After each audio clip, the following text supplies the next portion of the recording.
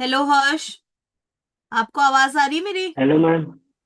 Yes ma'am, yes ma'am, good evening ma'am. Good evening Harsh. And many many congratulations. आप finally thank RRB you PO ma'am. बन चुके हैं। Yes ma'am. मैं अपने students को ये बताना चाहती हूँ कि Harsh Deshmukh ji RRB PO selected हैं।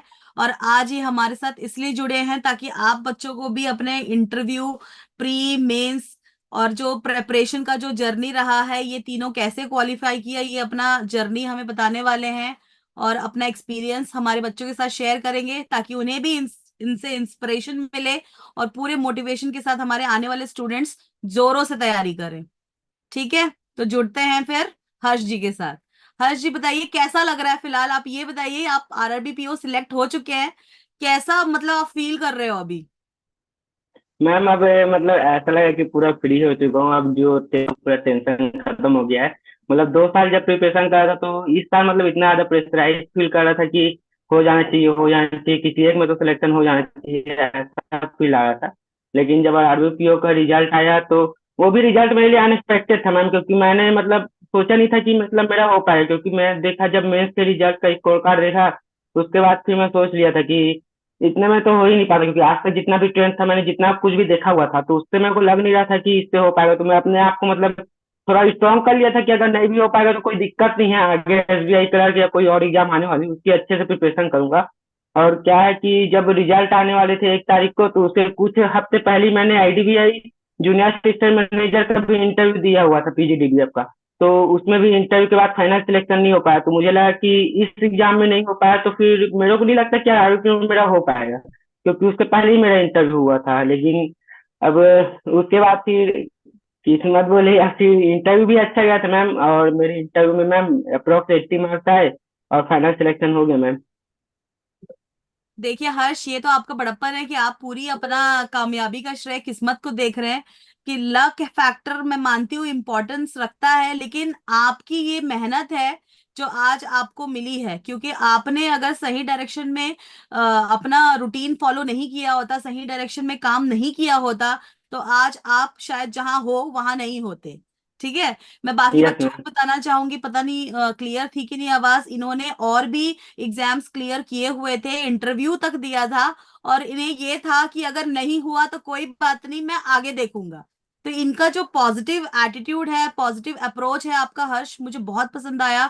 और मैं अपने स्टूडेंट्स को ये सजेस्ट करना चाहूंगी कि आपसे ये सीखें कि अगर इसमें नहीं हुआ तो हमारे रास्ते बंद नहीं हो जाते, हमारे पास और भी ऑप्शन है।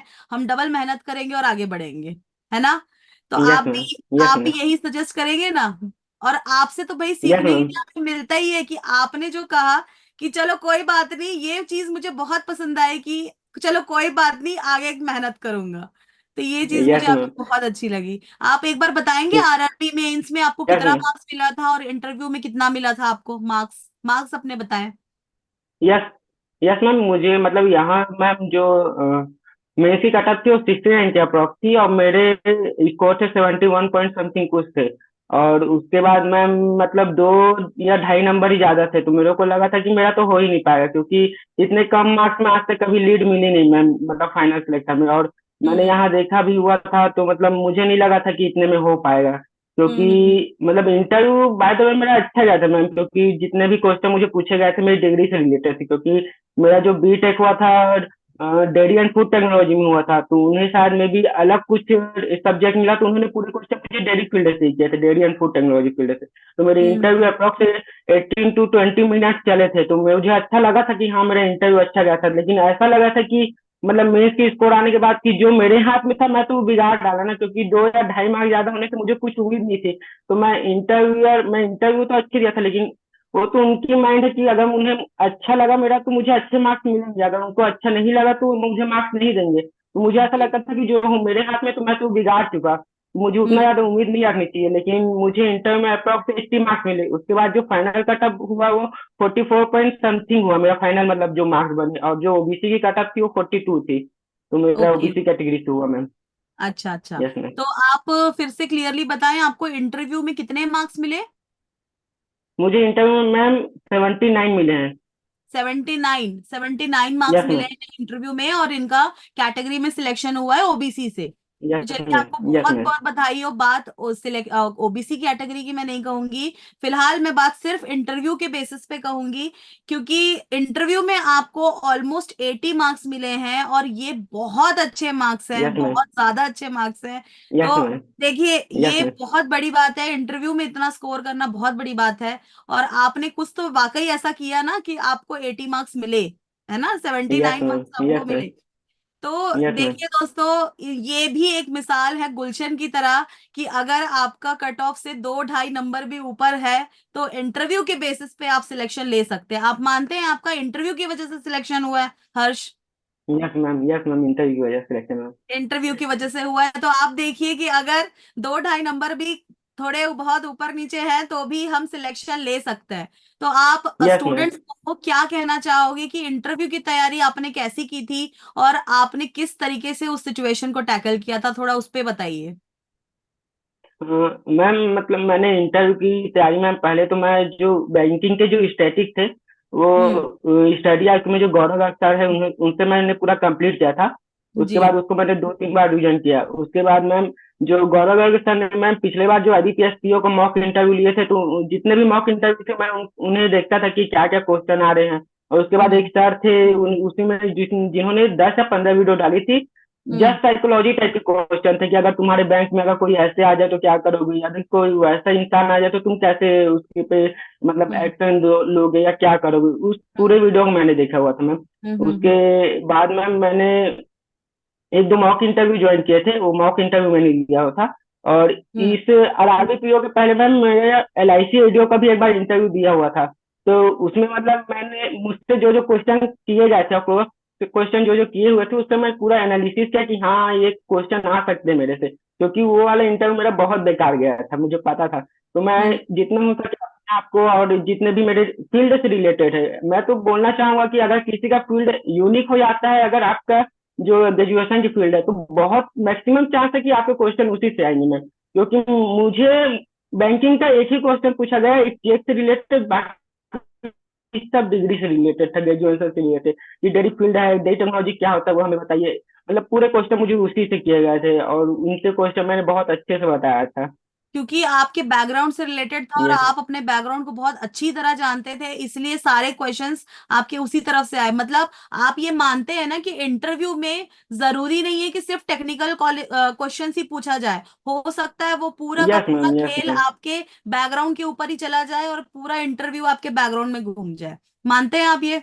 यस मैम, यस और मैम, आपने यस मैम, आपने जिस तरीके से आंसर दिया और आपका कॉन्फिडेंस जिस तरीके से आपने हमें बता रहे हैं, उसी शायद मुझे लगता है इतना इससे ज्यादा ही कॉन्फिडेंस आपने वहां दिखाया होगा।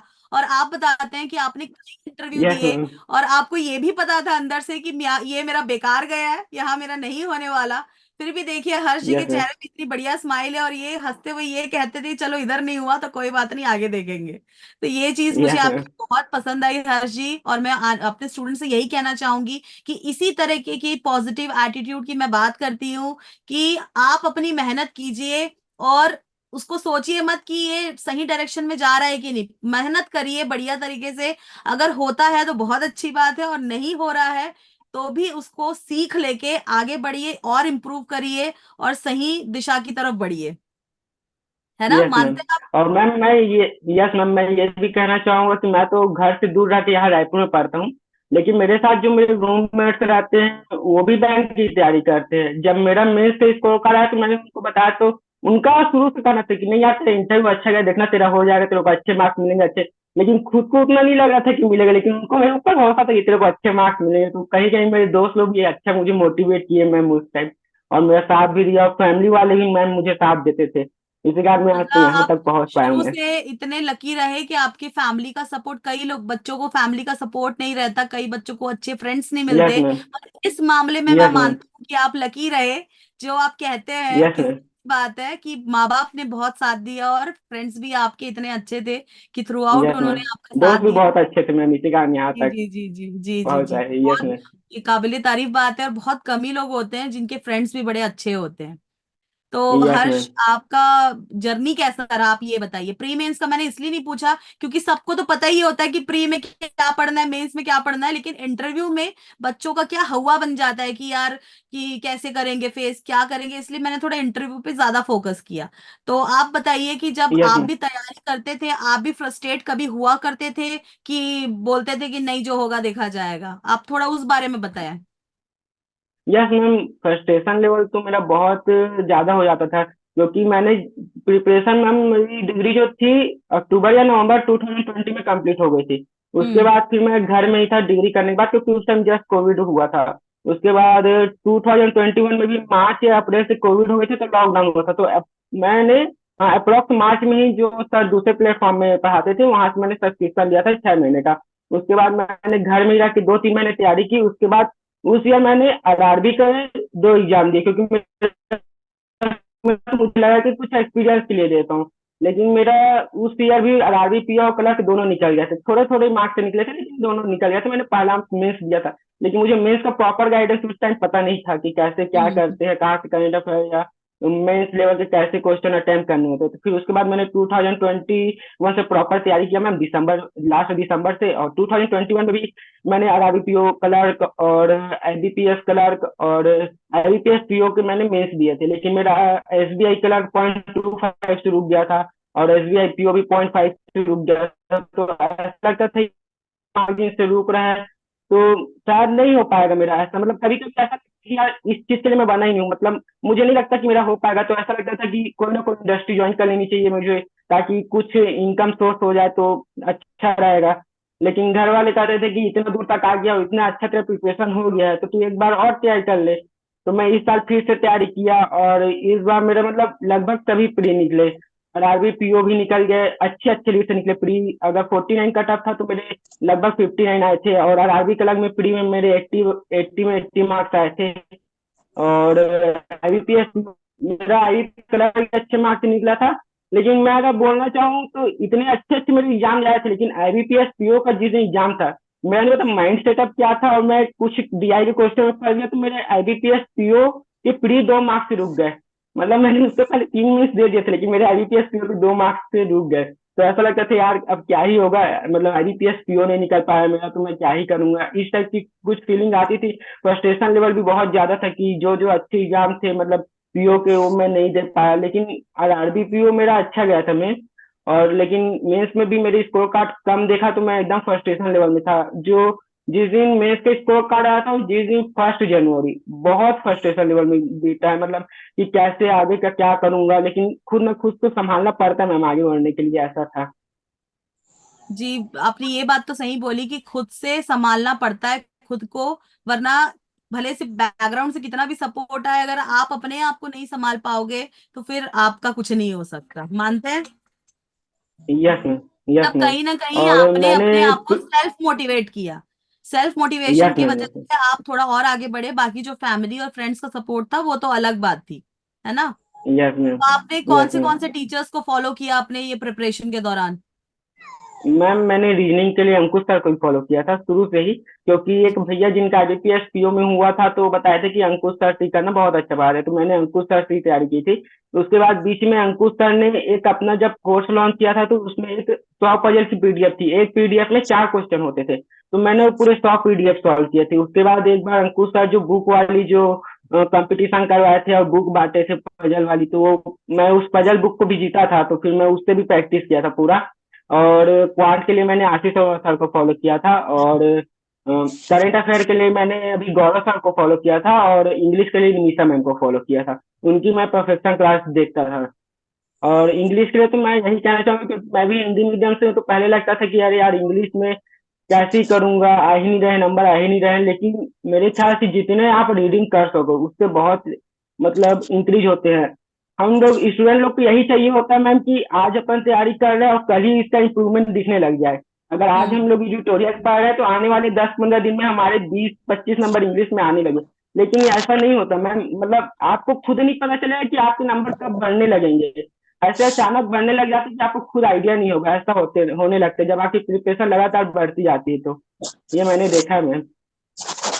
मतलब आप मिसाल है सच्चा डिसिप्लिन और डेडिकेशन का, कि इन्होंने अपने आप को सेल्फ मोटिवेट भी किया, अपने आप को खुद ही पुश किया कि चलो यहाँ नहीं हो रहा तो यहाँ करते हैं, और फॉलो अपने बड़ी शिद्दत से की टीचर्स को अपने, और शायद उन्होंने जैसा कहा वैसा ही एग्जैक्टली किया, है यस ना। मैम। यस तो मैम। उस वजह यस से मैम। इन्होंने प्री मेंस बहुत ही अच्छे नंबरों से निकाला, और इंटरव्यू में तो देखिए इनका सेल्फ कॉन्फिडेंस ही इतना बढ़िया है। और देखिए दोस्तों, आप ये भी मानिए कि लैंग्वेज कोई बैरियर नहीं है, जैसा कि इन्होंने कहा ये हिंदी मीडियम के थे, स्टिल इनको इतने बढ़िया नंबर मिले हैं। इंटरव्यू में बहुत कम बच्चों को इतने अच्छे नंबर मिलते हैं। तो हर्ष, यस बहुत मैम। बहुत आपको बधाइयां, जो आप फाइनली पीओ बन गए, और हमारे साथ थैंक यू जुड़ने मैम। के लिए बहुत बहुत धन्यवाद। और आपकी स्टोरी से हम मानते हैं कि और भी बच्चे मोटिवेट होंगे और आगे यस मैम। बढ़ेंगे। तो yes ma'am. Thank you thank so you ma'am. Much Harsh, हमारे साथ जुड़ने के लिए और अपनी स्टोरी यस हमारे मैम। साथ शेयर करने के लिए। Thank you ma'am.